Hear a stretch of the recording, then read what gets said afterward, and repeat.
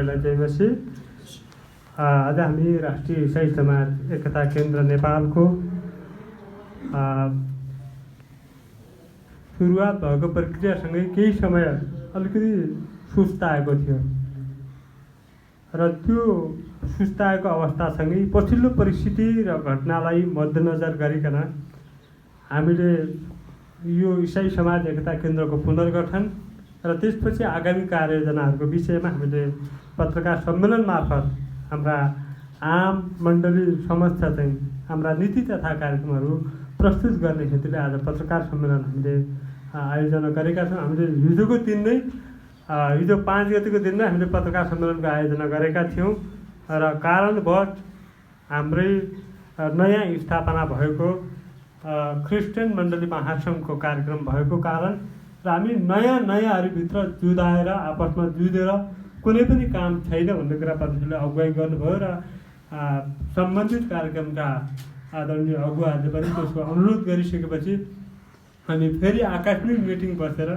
र यसलाई हिजोको दिनलाई स्थगित गरेर आजको दिनलाई सार्यौँ र हतारमा हामीले चाहिँ यहाँहरू समक्ष हामीले त्यो निमन्त्रणा अनुरोध हामीले पठाएका थियौँ र कतिलाई पुगेको थिएन। पछि सुझाव र सल्लाह सहित हामीले सबैलाई जानकारी गराउन सफल भयौँ र यो कार्यक्रममा अथवा यो पत्रकार सम्मेलनमा सहभागी हाम्रो विभिन्न टिभी च्यानलका आदरणीय पास्टर अगुवाज्यूहरू र यहाँ कार्यक्रममा सहभागी सम्पूर्णलाई म फेरि पनि हार्दिक धन्यवाद तथा परमेश्वर ख्रीष्टको नाममा उहाँहरूलाई जयमसी पनि फेरि पनि टक्राउन चाहन्छु र म भूमिका नबाँधिकन राष्ट्रिय इसाई समाज एकता केन्द्रले र सुरुवातको समयदेखि गरेका केही उपलब्धिहरू र आगामी कार्ययोजनाहरूको विषयमा हामी कसरी अगाडि बढ्दैछौँ र परमेश्वरले दिनुभएका पछिल्लो समयका प्रकाश र दर्शनहरूलाई पनि यहाँहरूको माझ हामी प्रस्तुत गर्नेछौँ। र उपलब्धिको सवालमा हामीले हेर्ने हो भने 2073 साल माघ 5 गतेबाट यस इसाई समाज राष्ट्रिय इसाई समाज एकता केन्द्र नेपालको स्थापना भई समग्र क्रिस्चियन समुदायको आवाज बनेर क्रिसमस विदा समाधि स्थल लगायतका मुद्दाहरूमा सक्रिय भई तत्कालीन प्रधानमन्त्री पुष्पकमल दाहाल प्रचण्ड शेरबहादुर देउवा लगायत प्रधानमन्त्रीका राजनीतिक सल्लाहकारहरू र आवश्यक घटनाक्रमको विषयमा राष्ट्रिय निर्वाचन आयोग समक्ष हामीले भेटघाट तथा अन्तर्क्रियात्मक छलफल गरेर क्रिसमस सार्वजनिक विदा हामीले जो दुईटा प्रधानमन्त्रीलाई भेटेका थियौँ त्यो समयकालमा नै हामीले त्यो क्रिसमस विदा हामीले प्राप्त गरेका छौँ र मसिया पार्टी लगायतका साथीहरूले यो क्रुस चिन्ह क्रुसलाई चुनाव चिन्ह अथवा क्रिसमस ट्रीलाई चुनाव चिन्ह उहाँले गर्नुभएको थियो। त्यो कुरालाई तुरन्त खारेज गरिनुपर्छ। यो धार्मिक समुदायसँग जुझ्ने भएको कारणले त्यो क्रिस्चियन समुदायको हितमा छैन, त्यो धार्मिक द्वन्द्वसँग जोडिएको कारण यसलाई खारेज गरिपाउँ र त्यसको परिवर्तनको निम्ति उहाँसँग स्पष्टीकरण दिइपाउँ भनेर हामीले त्यो निवेदन गरेका थियौँ र त्यस लगत्तै निर्वाचन आयोगले उहाँहरूलाई बोलाएर त्यो परिवर्तन गर्नुहोस्, तपाईँहरूको समुदायबाट नै त्यो अवरोध आइराखेको छ भन्ने कुरा गरिसकेपछि तत्काल सच्याएर उहाँले त्यो लभ चिन्ह भनेर अहिले चाहिँ त्यहाँ राख्नुभएको छ। त्यो यो राष्ट्रिय इसाई समाज एकता केन्द्रकै पहलमा हो र त्यो समयमा हामी अलिकति नयाँ पनि थियौँ कि उत्तेजित कुराहरू पनि थिए। त्यो समयमा हाम्रा अग्रजहरूसँग अथवा हाम्रा पास्टर गुरुजनहरूसँग सङ्घ संस्थाहरूसँग लिएका आवेगपूर्ण कतिपय अभिव्यक्तिहरू ती अलिकति चको स्वभावहरू हामीले जे जति गऱ्यौँ त्यति बेलाका सबै घटना प्रकृतिप्रति हामी क्षमा याचना गर्न चाहन्छौँ। अबका दिनहरूमा त्यो खराब स्वभावबाट होइन, त्यो प्रभावकारी दृष्टिकोणबाट होइन, बिल्कुलै परमेश्वरको अगुवाईमा नयाँ सोच विचार र चिन्तनका साथ हामी अगाडि बढ्ने हामीले जमर्को गरेका छौँ र त्यसको बारेमा पनि कसैप्रति भएका त्यो नकारात्मक अभिव्यक्ति फिर्ता लिँदै क्षमा याचना गर्न चाहन्छु र आगामी दिनको सहकारी सम्बन्धलाई परमेश्वर ख्रीष्टको महिमाको खातिर हामी त्यसरी सम्बन्ध विस्तार गर्ने कुरा यहाँहरू समक्ष जानकारी गराउन चाहन्छु। 2 क्रिस्चियन समुदायहरूको राष्ट्रिय एकताका लागि विशेष अभियानको थालनी गरी राष्ट्रिय क्रिस्चियन महासङ्घ एनसिएफएन एनसिएस लगायतका आवश्यक पास्टर अगुवाहरूसँग भेटी छलफल र अन्तर्क्रिया कार्यक्रम हामीले सम्पन्न गरेका छौँ। त्यो समयमा एकता विकल्पै छैन, हामीले एकता नगरिकन सम्भवै छैन।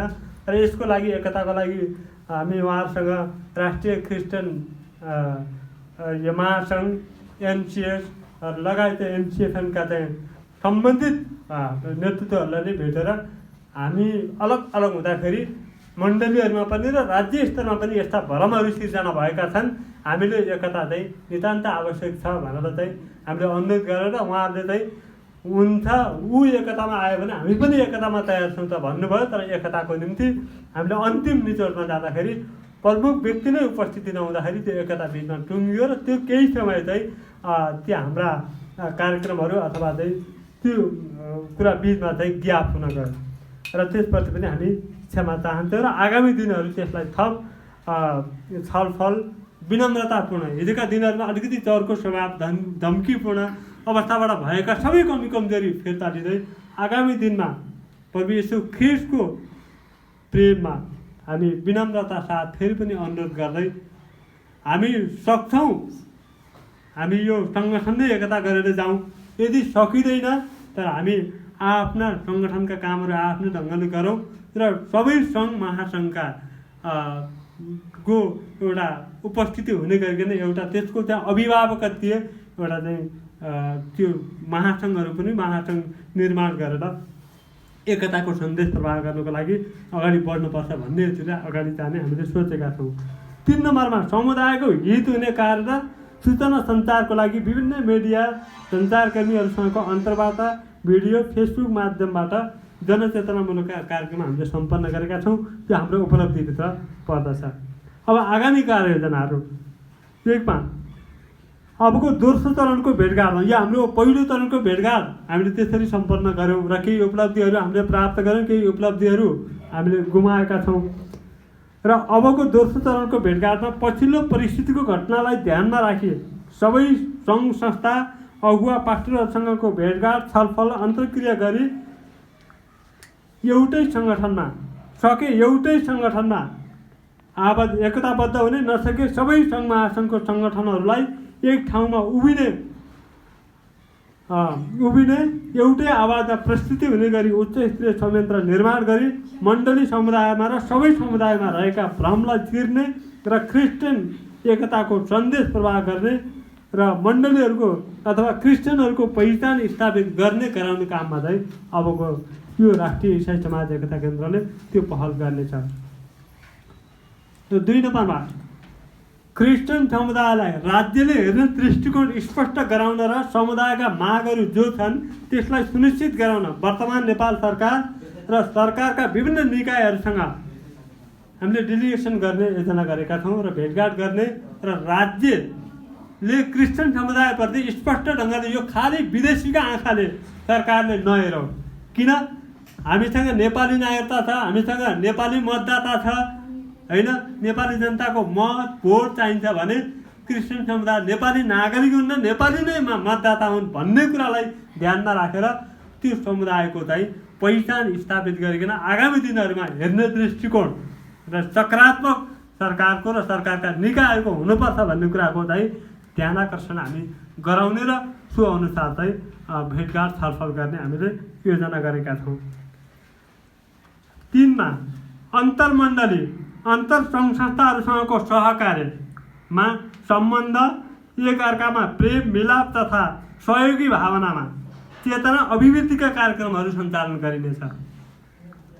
मण्डलीहरूमा भएका बेरोजगार तथा न्यून आय स्रोतहरू पहिचान गरी उनीहरूको व्यवसाय आय आर्जनमूलक तालिम तथा लगानी प्रबन्धनको व्यवस्थाको लागि सम्बन्धित निकायहरूसँग हामीले सहयोगको वातावरण सिर्जना गर्ने।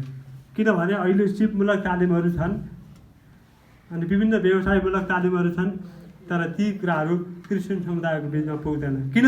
दृष्टिकोण फरक छ। यिनीहरूलाई चाहिँ विदेशबाट डलरहरू आउँछ, त्यसैले उनीहरूलाई तालिममा सहभागी गराउने कुरा, उनीहरूलाई रोजगारको सिर्जना गर्ने कुनै आवश्यक छैन, यिनीहरूका सहजहरूबाटै पैसा पेलिन्छ भन्ने दृष्टिकोण त्यहाँ भएको छ। त्यसैले राज्यका विभिन्न निकायसँग विभिन्न तहसँग सङ्घ संस्थाहरूसँग हामीले त्यो खालको चाहिँ आय आर्जनका गतिविधिहरूलाई मण्डली परिवारलाई हेर्ने राज्यको दृष्टिकोणलाई सकारात्मक गर्न र सम्बन्ध सुधार गर्नको लागि आगामी कार्यहरूको थालनी गर्ने विभिन्न सङ्घ संस्थाहरूसँग पनि त्यो सहकार्य गर्ने हामीले चाहिँ योजना बनाएका छौँ। 4 मा अब नकारात्मक सोच र विचार नभई सकारात्मक विचार र सकारात्मक सहकार्य र सम्बन्धको विस्तार गर्ने प्रेम र मेलमिलापको उद्देश्य लिएर यस अभियान राष्ट्रिय इसाई समाज एकता केन्द्रले सफल कार्य सम्पन्न गर्नेछ। त्यसैले हामीले यी कुराहरू भन्दै गर्दा अब विगतको दिनमा जस्तै महासङ्घप्रति हेर्ने दृष्टिकोण, एनसिएसप्रति हेर्ने दृष्टिकोण, एनसिएफएनप्रति अहिले भर्खरै सुरुवात भएको चाहिँ राष्ट्रिय क्रिस्चियन मण्डली उहाँहरूप्रति हेर्ने दृष्टिकोण अब विगतको जस्तो हुने छैन।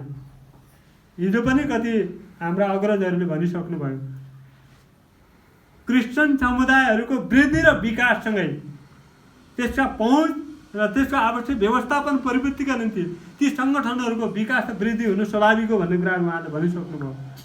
तर हामीले पनि यो कुरालाई स्वीकार्दछौँ। हामीले एक समय के भनेका थियौँ, यो खारेज दिनुपर्छ भनेर भनेका थियौँ। प्रभुले यो कुराहरू दर्शन दिनुभयो। खारेज गर्नु भनेको हत्या गर्नु र निमोड्नु हो।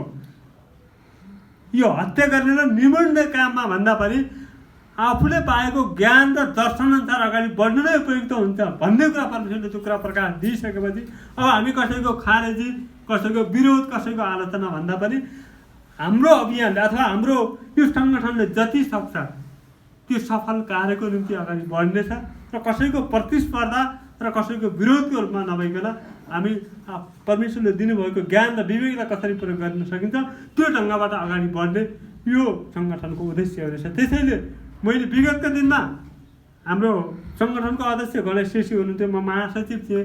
त्यो अवस्थामा चाहिँ गाइड गर्ने कुराहरूदेखि लिएर अलि ह्यान्डलको कुराहरूमा नपुगेकै कारणले म अलिकति बढी चाहिँ अलिक खरो ढङ्गले म त्यहाँ गएकै थिएँ। तर अबका दिनहरूमा मैले आफूलाई ट्र्याकमा राख्नुको लागि पहिलो परमेश्वर, त्यो सँगसँगै पनि अहिले अलि बौद्धिक व्यक्तिहरूलाई मैले सल्लाहकारको रूपमा अनुरोध गरेको छु। पहिला एनसिएफएनमा सचिवको भूमिका निर्वाह गर्नुभएका रेभ पास्टर चाहिँ शिवहरी भट्टराई, प्रकाश बगाले समाजसेवी र यस मण्डलीका पास्टर खेलबहादुर श्रेष्ठ लगायत उहाँहरू सल्लाहकारमा हुनुहुन्छ। किन उहाँहरूले मलाई आवश्यक सुझाव, सल्लाह र गाइड गर्ने कुरामा भूमिका गर्नु। किन म एउटा चाहिँ के हुनेछु भने मेरो अभिभावक पहिलो प्रभु हुनुहुन्छ र त्यसपछि मेरा अग्रज हुनुहुन्छ भन्ने कुरा उहाँहरूको आदरलाई कदर गरेर उहाँहरूसँग सल्लाह लिएर त्यो अनुसार अगाडि बढ्नेछु। त्यसैले गर्दाखेरि मलाई सीमाभन्दा बाहिर जाने स्थिति बन्दैन। त्यसपछि हाम्रो सङ्गठन, विगतका निष्क्रिय सङ्गठन, गफाडी, अल्छीहरूलाई हामीले पुनर्गठन गरेका छौँ। म यो आरोप लगाए जस्तो हुन्छ, म क्षमा चाहन्छु। कति चाहिँ परिस्थिति र योजनामा मिटिङ बस्न पनि नचाहने, कार्यक्रममा सहभागी हुन पनि नचाहने, अनि खालि आर्थिक कुराहरूको मात्रै कुराकानी गरिराख्ने यी खालका स्वभाव र चिन्तन र विचारलाई हामीले अहिले अलिकति साइलेन्टमा राखेका छौँ र आगामी दिनहरूमा हाम्रो उपाध्यक्ष हाम्रो विष्णुहरि दाई पछिल्लो समय यो सङ्गठनमा सक्रियता साथ जोडिनु भएको छ। विमला योन्जन, सिर्जना दिदी, त्यसपछि गएर हाम्रो भरत खतिवडा, नुहा थामी, अनि हाम्रो एउटा एकदम बौद्धिक व्यक्ति हुनुहुन्छ हाम्रो बिरु परिवार लगायत हामीले 7 जनाको संस्थापन कमिटी र 4 जना महासचिव र 3 जना अरू मनोनित गरेर 11 जनाको कमिटी हामीले अहिले बनाउने, केन्द्रमा ठुलो र भत्ता टिम नबनाउने र हामीले प्रदेश स्तरमा बरु चाहिँ त्यो अनुसारको सङ्गठन विस्तार गरेर हामी जाने हामीले सोचेका छौँ।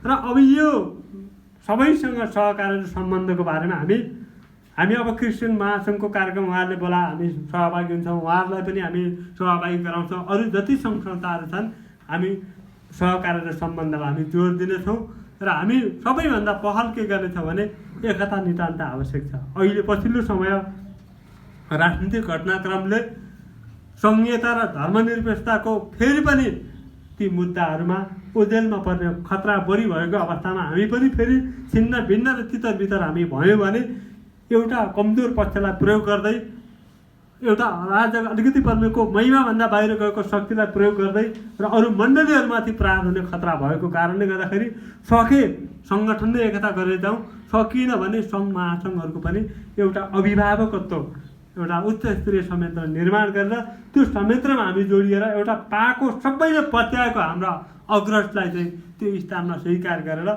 हामी चाहे प्रेस विज्ञप्ति जारी गर्दा होस्, चाहे राज्यका संयन्त्रहरूमा भेट्दा होस्, चाहे अहिले यो जनगणनाको सर्वेक्षणका कुराहरू आइरहेछन् त्यो सवालमा होस्, आपसै छलफल गरेर जसले त्यो काम अगाडि बढाउँछ त्यसलाई टेवा पुर्याउने, त्यो रिपोर्टहरू सबैले सङ्कलन गर्ने।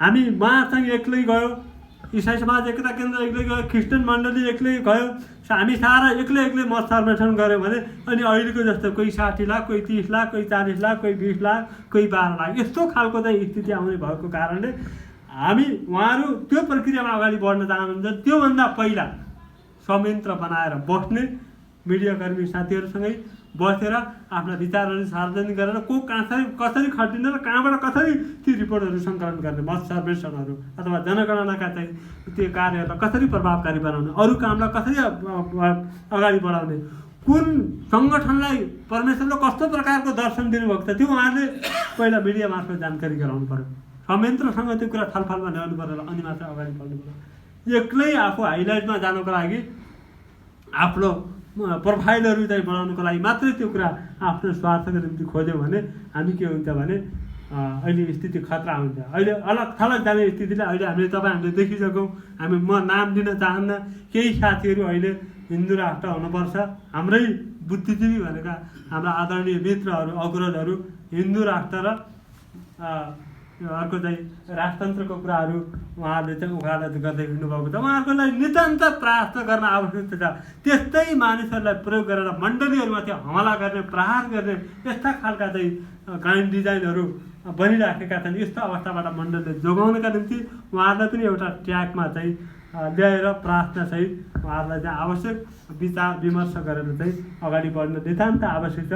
त्यसको बारेमा पनि हामीले अहिले 1 महिनाभित्र हामीले प्रधानमन्त्री लगायतका व्यक्तिहरूसँग डेलिगेसन र सबै सङ्घ संस्थाहरूसँग चाहिँ भेटघाट गरेर अबका दिनहरूमा विगतका सम्बन्धहरूलाई सुधारौँ, अबको सम्बन्धलाई सुमधुर बनाएर जाउँ भन्ने हामी भेटघाट अन्तर्क्रियालाई अगाडि बढाउनेछौँ र हरेक कुरा हामी मिडियालाई जानकारी गराएर मात्रै त्यो काम कार्यलाई अगाडि बढाउने कुराहरू हामीले राखेका छौँ। यो अभियानको मूल उद्देश्यहरू, आगामी योजनाहरू अहिले मैले यति नै राखेँ। यहाँको प्रश्न र जिज्ञासाहरूमा केही कुराहरू आयो भने त्यसको उत्तर हामीले जति जानेका छौँ त्यो अनुसार दिनेछौँ र त्यसको विषयमा हाम्रो प्रमुख सल्लाहकार पास्टर प्रकाश राज बगालेले पनि त्यो कुराहरू थप कुराहरू स्पष्ट पार्नुहुनेछ। प्रश्नका जिज्ञासाहरूमा मसँग सम्बन्धित भएका कुरा म आफैले पनि यहाँलाई जवाफ दिने कोसिस गर्नेछु र बाँकी कुराहरू हाम्रो प्रश्नको जिज्ञासामा चाहिँ पास्टर प्रकाश बगालेज्यूले स्पष्ट पार्नुहुनेछ। यी भन्ने कुराहरू यहाँ राख्दै हाम्रो अभियानको अथवा इसाई समाज एकता केन्द्रको आगामी कार्ययोजना अहिलेलाई यही राख्दछौँ। धन्यवाद। जय मसीह। सबैलाई नमस्कार।